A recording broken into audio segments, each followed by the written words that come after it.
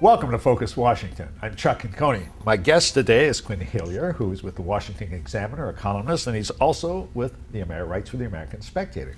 Quin, thank you for being here with me today. Glad to be here, Chuck. Always am. Now, you know, we had a interesting range of events with the president, and I guess the first big success maybe of his administration in rescuing the captain of the pirate ship. Does that make him look good for now, or do you see it as a major success? It's going to be played as a major success. It is definitely a success. It's a major success for the captain. Yes. The decision making at the White House, I wouldn't think would actually be that complicated. You either say yes or no, and he said yes, and he was right to say yes, and all credit to him. Well, as people are saying, it was his first test, and that he passed it. You see that too? Yeah, I mean, I don't think it was a terribly big test, but it was a test, and he passed it with flying colors. Do you think he's got other problems militarily and, you know, in Afghanistan and Iraq that are going to come back to bite him that he hasn't really dealt with properly yet?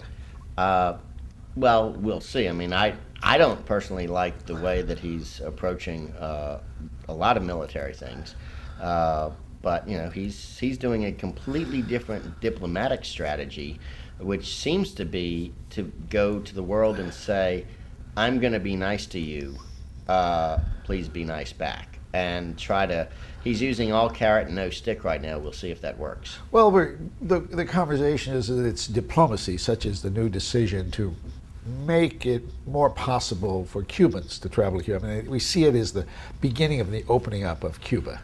Does that make sense, or is that or you think there's going to be a lot of opposition to that? There's actually been a debate even on the right about that for a long time. More libertarian-oriented conservatives, like my friend DeRoy Murdoch, who's a columnist, have for well over a decade advocated opening up to Cuba because they think free trade, free markets will help bring freedom and a love for freedom to Cuba, and also will help bring American culture there, which is itself sort of a vanguard of freedom. So it could work. A lot more conservatives still think we shouldn't have anything to do with them, and that we should keep the embargo going. But you know, it's a tough call there. It's a tough call. I mean, one of the things he's talking about is bringing electronic communications in, and people are saying that if he does that, that really opens up the Cubans to more about democracy, more about America. Well, exactly. I mean, although granted, for years and years we had Radio Marti and things like that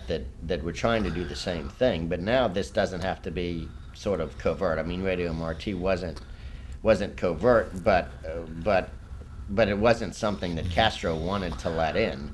Here, with all the electronic communications that they're doing, it's almost like what Reagan and the Pope did do in Poland and Eastern Europe. One of the big things that they did was they smuggled in fax machines, they smuggled in radio equipment, and to me, that always works. Well, you know, we're just spinning back to the president. What everyone keeps saying now is that he's trying to do too much. He wants to reform health care. He's dealing with the economy. I mean, it's just an incredible. Is he trying to do too much? And do you think, he hasn't been in office 100 days yet, has he been given any honeymoon at all? He's been given a huge honeymoon. I mean, he's getting almost everything that he asks for. So in that sense, tactically, maybe he's not asking for too much. I think it takes a lot of gall to ask for so many big changes so fast. But so far, most of what he's asked for, he's gotten. And so that's going to make him be bold enough to keep trying. But he's gotten them only with the Democrats in Congress. I mean, you know, as I say, the Republicans are starting to be accused of being called the party of no. Is this going to hurt them, or is bipartisanship, if there is or ever has been such a thing of the past? I don't know if bipartisanship is a thing of the past. There are two things to keep in mind. Number one, for all of his talk, Obama has done absolutely nothing substantively to reach out to Republicans. He's talked to them, but he hasn't offered anything in any bill yet that is of substance that moves even to the center. So he's saying, okay, I'm going to sit here and listen to you say what you want and then say, sorry, no, I won. So that's not exactly bipartisanship that way. But to answer your question about whether it hurts Republicans, I think Republicans can't worry about what hurts them or what helps them. They need to worry about what they actually believe, and they should not oppose Obama just for the sake of opposing Obama, just to score political points, but they should not hesitate to oppose Obama, even if they're scared that might hurt them by opposing him. They need to do whatever they actually believe in, and then try to sell that to the American public.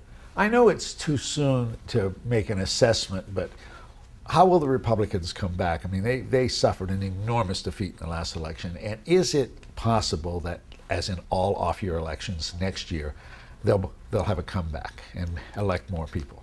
They have a real chance at a comeback in the next election. There are Senate seats galore in both parties that are going to be up for grabs. You could see literally another 6-seat swing in either direction next time. So much is yet to be written, and anybody who tries to predict a year and a half out what's going to happen in an election is absolutely crazy.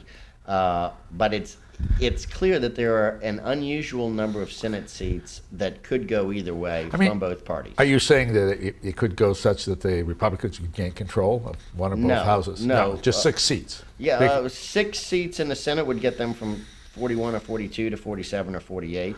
You know, they could pick up 20 seats in the House and get back around 200, maybe even up to 205. I don't think they could win a majority, but they could have a significant shift in their favor. But there are also so many seats of theirs that are vulnerable that if the political tide is running the other way, it could go even bigger to Obama and the Democrats. We've got to talk more about this at another time, but I have to stop it right now. This is Chuck Conconi, and this has been Focus Washington.